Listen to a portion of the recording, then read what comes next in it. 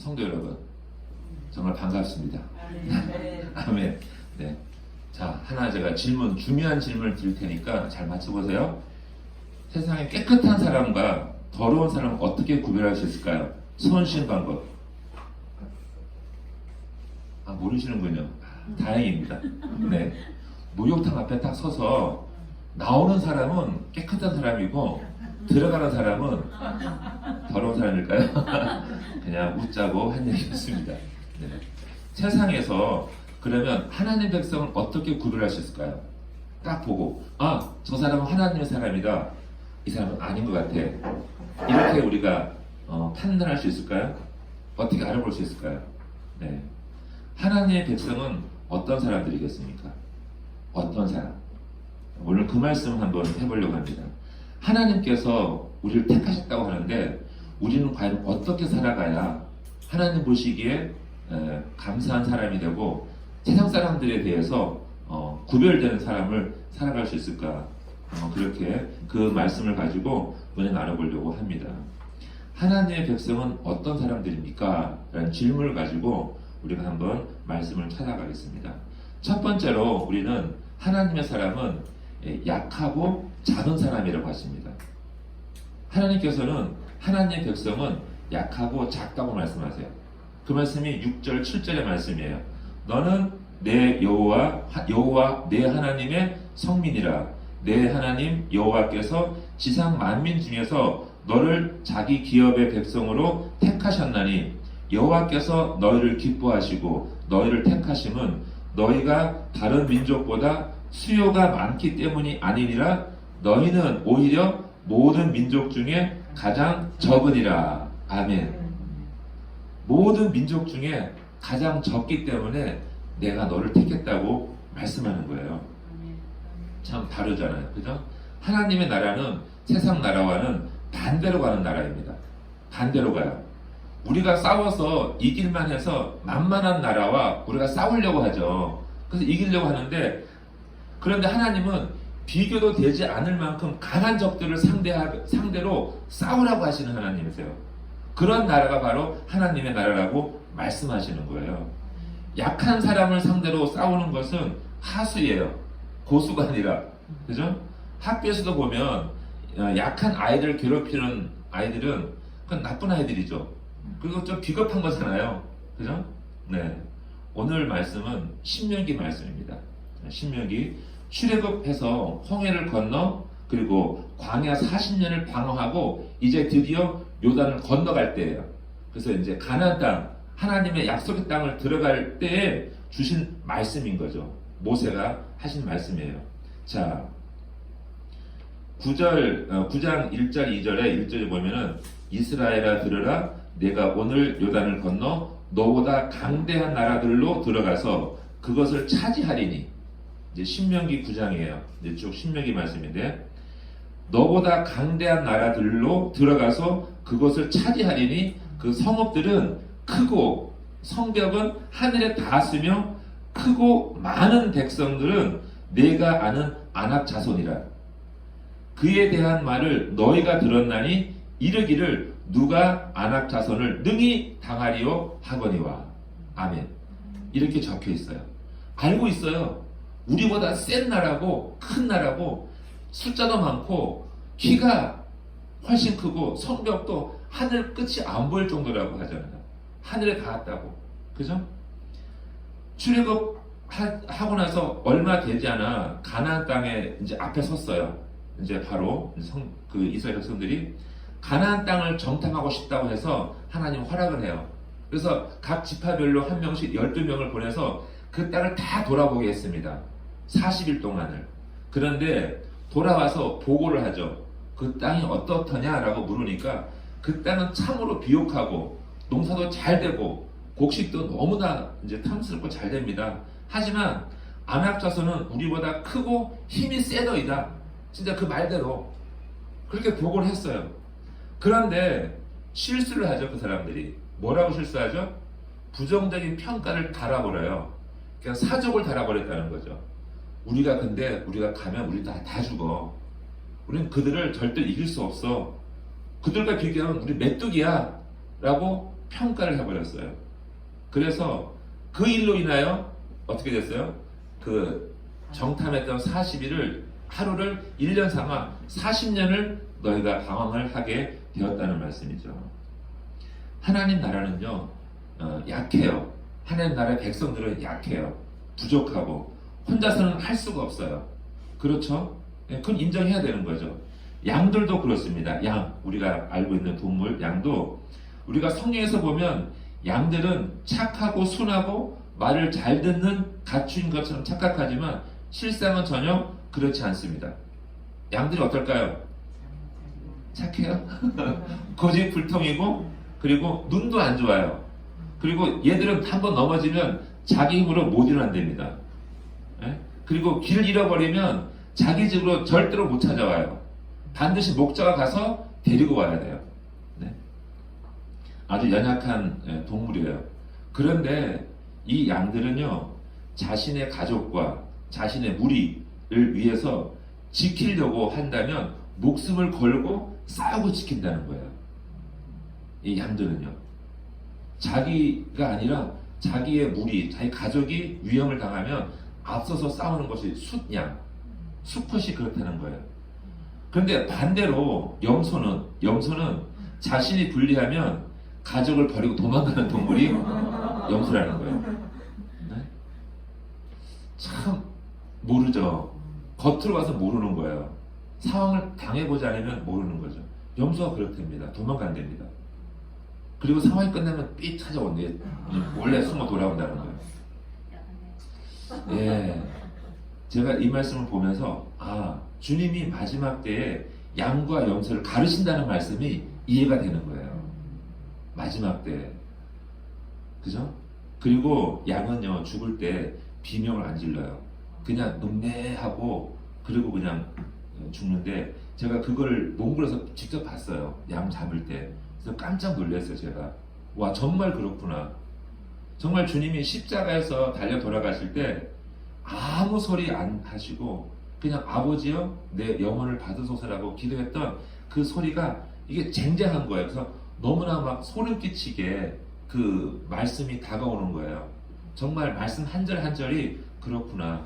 양을 묘사하는 것도 그렇다는 거예요. 여러분들은 어떻습니까? 여러분들은 양입니까? 염소입니까? 뒤에는 빼고 양인 줄 믿습니다. 아멘? 네. 순한 양이 되시길 소망합니다. 네. 우리는요 염소가 되면 절대 안 되는 거예요. 제가 이 말씀 읽으면서 정말 그렇구나. 네. 속으면 안 되는 거예요.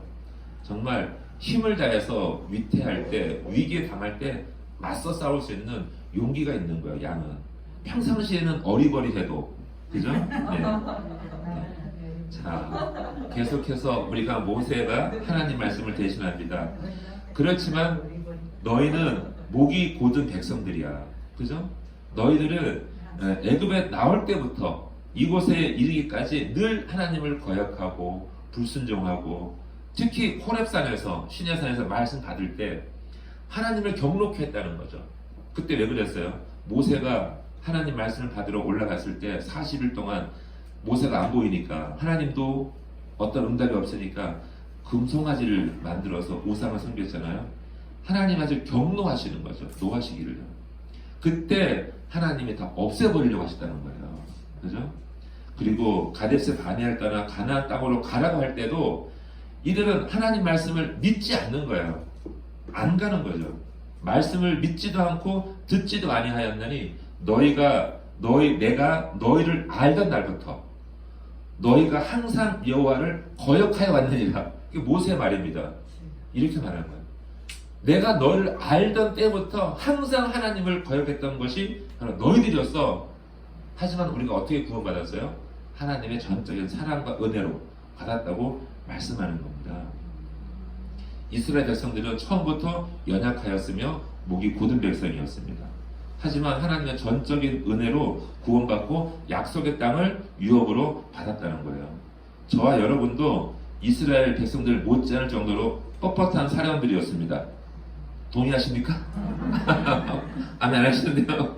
네, 우리 교회 올리브 비전교회는 어떻습니까? 우리가 작고 연약합니다. 하지만 하나님 앞에서 잡고 연약한 거예요. 아멘? 하나님 앞에서만. 그리고 세상에 나갈 때는요, 그러면 안 되는 거예요. 당당해야 되는 거죠.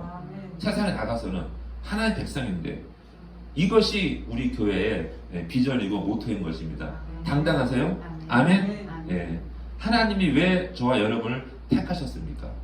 우리 8절에 보면 하나님께서는 다만 저와 여러분을 사랑하셔서 믿음의 조상들에게 맹세하신 것을 지키시려고, 그 신 하나님께서, 그 하나님께서 우리를 지키시려고 우리 사랑하신다고 말씀하는 거죠. 네? 우리는 하나님 앞에 진실로 고백해야 돼요.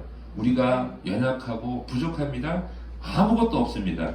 주님이 아니시면 아무것도 아니라는 것을 고백하고 나아갈 때 하나님께서 우리와 함께 하실 줄 믿습니다.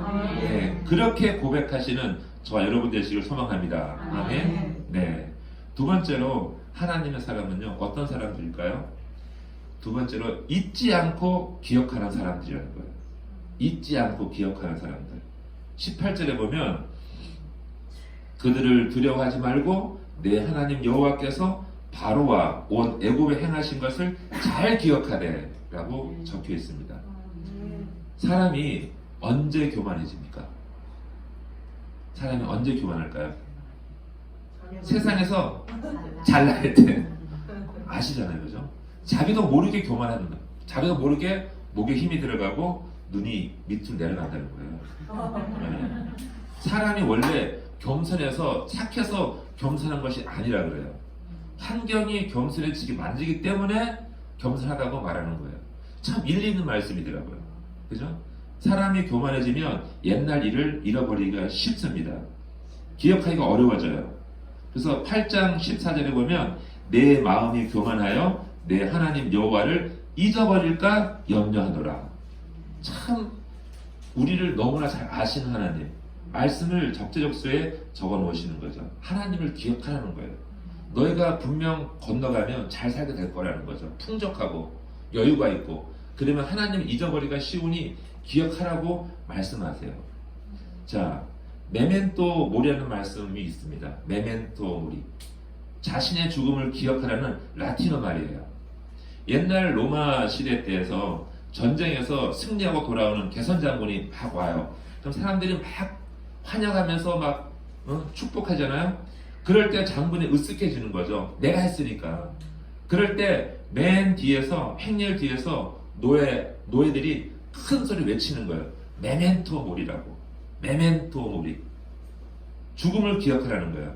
그러니까 전쟁에서 승리해서 기분이 우쭐해진 장군 보고 너도 죽을 수 있어.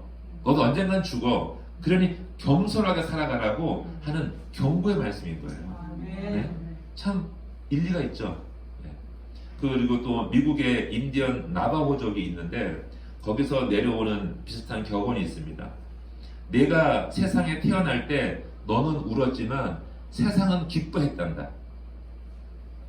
하지만 네가 죽을 때 세상은 울어도 너는 기뻐할 수 있도록 그런 삶을 살아가라. 아멘. 아, 감탄하십니까? 다시 한번 읽어드릴까요? 네가 세상에 태어날 때 너는 울었지만 세상은 기뻐했단다. 하지만 네가 죽을 때 세상은 울어도 너는 기뻐할 수 있도록 그런 삶을 살아가라. 아멘. 참 마음에 와닿는 말씀인 거죠. 자, 애굽에서 종살이했던 시절과 불뱀과 전갈이 광야에 있던 광야를 지났고 하늘에서 만나를 먹었고 그리고 반석에서 물이 나와서 너를 살려주신 하나님의 은혜를 기억하라는 거예요. 건너가기 전에 기억하고 너희들이 가나안 땅에 들어가면 반드시 분명히 잘 살 것이고 잘 지낼 것인데 그러면 하나님이 잊기가 쉽다. 그러니 잊지 말라고 미리 경고하십니다. 그리고 또한 18절 앞부분에 보면 두려워하지 말라고 말씀하세요. 두려워하지 말고 기억하라.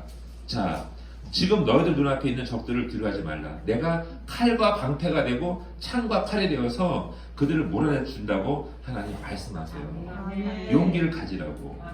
자, 애굽을 나올 때, 홍해를 건널 때, 광야를 지날 때 어떻게 하셨어요? 하나님께서 너희가 본 큰 시험과 이적과 기사와 강한 손과 편파를 기억하라.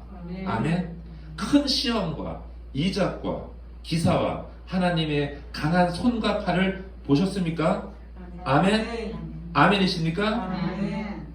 우리는요, 하나님을 믿기 전에는 알지를 못하잖아요. 근데 믿음 후에는 체험이 와요. 체험이. 느끼어지는 거죠. 삶 속에서 하나님과 함께 하시는 것을 알게 되는 거죠. 이것이 우리의 간증거리가 되는 거예요. 우리가 많은 것을 모른다 할지라도 하나님이 나에게 행하신 것을 알게 되면, 느끼고 표시가 있으면 절대로 부인하지 못하는 거죠. 그것이 신앙이 되는 거죠. 그건 아무리 바람이 불어도 흔들리지 않는 믿음이 되는 거죠. 지금 우리 교회는요, 지금 홍해와 광야를 지나고 있습니다. 아멘이십니까? 네. 하나님께 나중에 간증거리 만드시려고. 전 정말 간증을 준비하고 있어요. 하나님이 역사하시는 거죠. 집사님, 다 권사님들, 모든 분들 사건을 다 기록하고 있어요. 나중에 간증하려고. 네. 자, 그러므로 너희는 10장 16절에 이런 말씀이 있어요. 그러므로 너희는 마음의 할례를 행하고 다시는 목을 곧게 하지 말라. 네. 마음의 할례를 행하고 마음의 겸손한 말씀을 가지고 목을 곧게 하지 말라고 말씀하세요. 하나님은요, 저를 엄청 사랑하세요. 이묘진 목사를요. 아멘 안 하십니까? 네, 사랑하시는데 마음의 할례를 향해도 하시지만 그것도 부족해서 제가 미련해서 잊어버릴까봐 잊지 말라고 제 복부에 큰 그 수술 자국을 2군데나 만들어 있어요. 하나도 아니고 2개나 만들어 있어요. 잊어버리지 말라고. 절대 안 잊어버리죠. 매일같이 모욕하는데, 그죠? 네. 마음의 할례를 행하여, 그죠? 하나님의 은혜와 사랑을 영원히 잊지 않는 저와 여러분 되시길 주의 축복합니다. 아멘. 여러분들의 그 마음의 할례, 그 은혜의 자리를 기억하시길 바랍니다. 아멘. 우리 세 번째로 하나님의 사람은요, 탐내지 않는 사람이라고 말씀하세요. 탐내지 않는 사람. 어떤 사람일까요? 보세요. 25절에 이런 말씀하세요. 너는 그들이 조각한 신상들을 불사르고 그것에 입힌 은이나 금을 탐내지 말며 취하지 말라. 네가 그것으로 말미암아 올무에 걸릴까 하노니 이는 내 하나님 여호와께서 가증히 여기시는 것임이니라. 아멘. 탐내지 말라고 하는 말씀은 히브리어로 기뻐하는 뜻이에요. 뭘 기뻐할까요? 남의 것을 기뻐하는 거예요. 남의 것을 내 것으로 갖는 것을 너무 기뻐한다는 의미가 탐낸다는 뜻이에요. 왜 탐내지 말라고 하실까요? 그것으로 인해서 올무에 걸려들기 쉽기 때문에 그래요. 올무, 함정에 빠진다는 거죠. 그것이 나를 유혹하는 것이 된다는 거예요. 나에게 탐심이 없으면 낭패를 당한 일도 거의 없어요. 사기를 당하지 않는다는 의미예요. 그게 탐심이 없으면 사기를 당하기가 쉽지가 않아요. 그죠? 출애굽기 20장 신명기 말씀이에요. 저기 10계명 말씀입니다. 10계명 17절에 보면 탐심에 대해서 말씀이 나와 있어요. 계명 10계명 10계명 중에 마지막 계명이 탐내지 말라는 말씀이에요. 자, 내 이웃의 집을 탐내지 말라. 내 이웃의 아내나 그의 남종이나 그의 여종이나 그의 소나 그의 낙이나 무릇 내 이웃의 소유를 탐내지 말라. 아주 구체적으로 적어놨습니다. 탐내지 말라고 하시는 말씀을 10번째. 자, 살인자가 있어요. 그죠? 살인하지 말라. 내 부모를 공경하라. 살인하지 말라고 큰 제목이 있습니다. 그런데 그와 같이 살인자와 같은 동등한 가치로 어떻게 해요? 탐내지 말라고 말씀하시는 거예요. 그만큼 위험하다는 거죠. 탐낸다는 것은 아주 중범죄에 걸린다는 거예요. 자, 보세요. 아간이 탐심을 부렸어요. 그죠? 여호수아와 이삭강이 그 진군에 들어가는데 아이성을 침공할 때 그래서 결국 군사가 패망했습니다. 패배를 불러왔어요. 사울 왕의 탐심으로 인해서 결국 왕의 자리를 잃게 돼요. 사울 왕도 사무엘상 15장에 보면 사울 왕이 이제 명령을 받습니다. 아말렉을 쳐서 모든 소유를 다 진멸하라고, 싹 다 죽이라고 명령을 받았어요. 그런데 사울 왕은 사람을 다 죽였지만 뭘 남겼어요? 양과 소 중에서 좋은 것만 남겼어요. 그것만 따로 모아놨다는 거죠. 사무엘에게 보고할 때 하나님께 좋은 제사를 드리기 위해서 우리가 따로 빼놨다고 하는 거예요. 욕심을 다 알고 있는 거죠. 예? 좋은 고기를 먹고 싶었던 거예요. 이 사울왕은. 하나님이 속으십니까? 하나님이 속으세요? 그 마음을 다 알잖아요. 하나님은 속임을 당하는 분이 아니시라는 거죠. 우리는 마음속에 크고 작은 탐심이 다 있어요. 인정하십니까? 그러면 탐심을 어떻게 버려야 할까요? 탐심을. 먼저 하나님 나라에 대한 자부심이 있어야 합니다. 하나님이 주시는 것에 대한 소중함을 앞서야 하는 거예요. 내게 주신 것이 소중하다는 것을 알아야 남의 것도 소중하다는 것을 알게 되는 거죠. 내 떡보다 남의 떡이 더 커 보이면 어떻게 되는 거예요? 그 자존감이 떨어지는 거예요. 내 것이 더 귀하다는 것을 알아야 되고 그걸 가르쳐야 된다는 거죠. 내 것에 대한 소중함이 앞서야 한다는 그런 말씀이에요. 여러분들은 어떻게 해요? 우리가 각자 가진 것에 대한 소중함이 있습니까? 얼마나 소중해요? 특히 자녀들 어떻게 비교할 수 있어요? 그죠?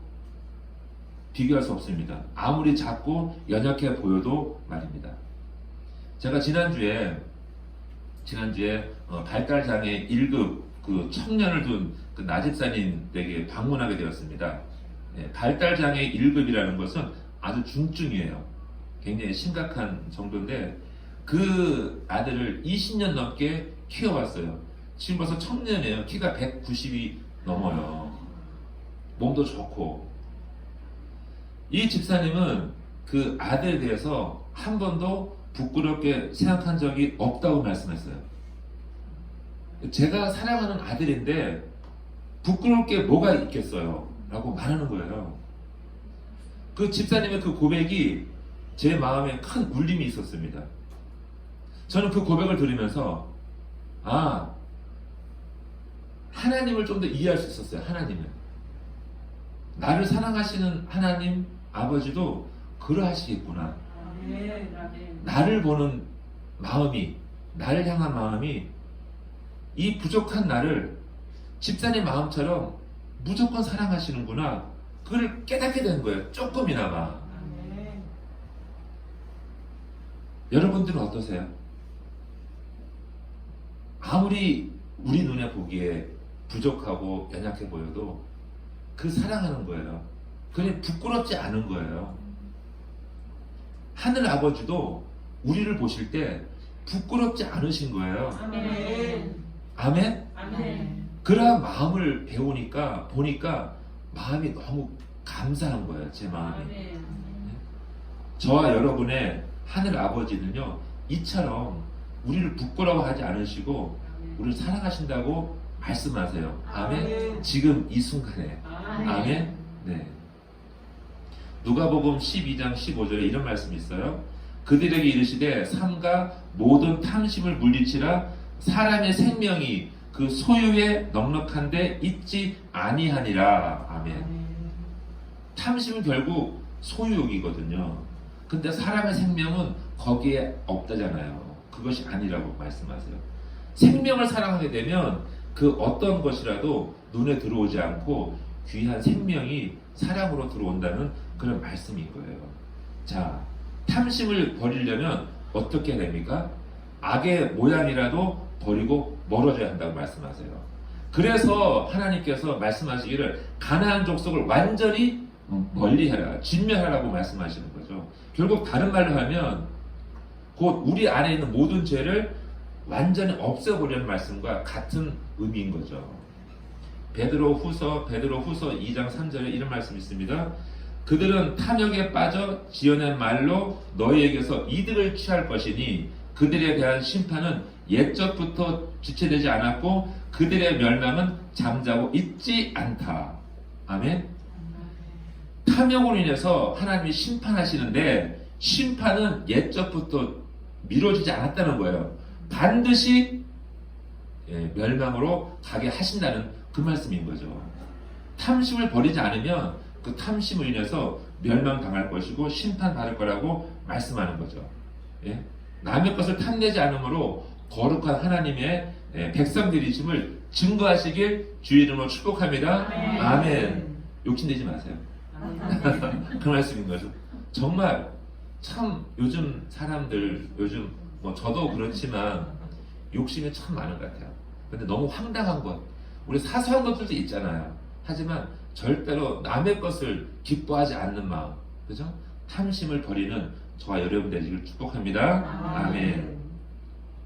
사랑 형제자매 여러분, 여러분들은 거룩한 하나님의 성민입니까? 성민이십니까? 갑자기 성민이 형제가 생각나는데 이 자리에 왔어야 되는데, 그죠? 네, 우리 간사님 왜 끄떡끄떡하고 있어요? 하나님의 성민이라면 버릴 것은 버려야 되는 거죠. 그죠? 그리고 보존할 것은 보존하셔야 된다고 말씀하세요. 우리가 데살로니가전서 5장 21절부터 말씀 보면 범사에 헤아려 좋은 것을 취하고 악은 어떤 모양이라도 버리라. 평강의 하나님이 친히 너희를 온전히 거룩하게 하시고 또 너희의 온 영과 혼과 몸이 우리 주 예수 그리스도께서 강림하실 때 흠없게 보존되기를 원하노라. 너희를 부르시는 이는 미쁘시니 그가 또한 이루시리라. 아멘. 말씀이 너무 정확해요. 이 말씀 어렵습니까? 다 그대로 이해하실 수 있는 말씀인 거죠. 좋은 것은 취하고 악한 것은 그 모양까지도 버릴 줄 아는 거룩한 하나님의 백성 되기를 주의 이름으로 축복합니다. 아멘. 기도하겠습니다.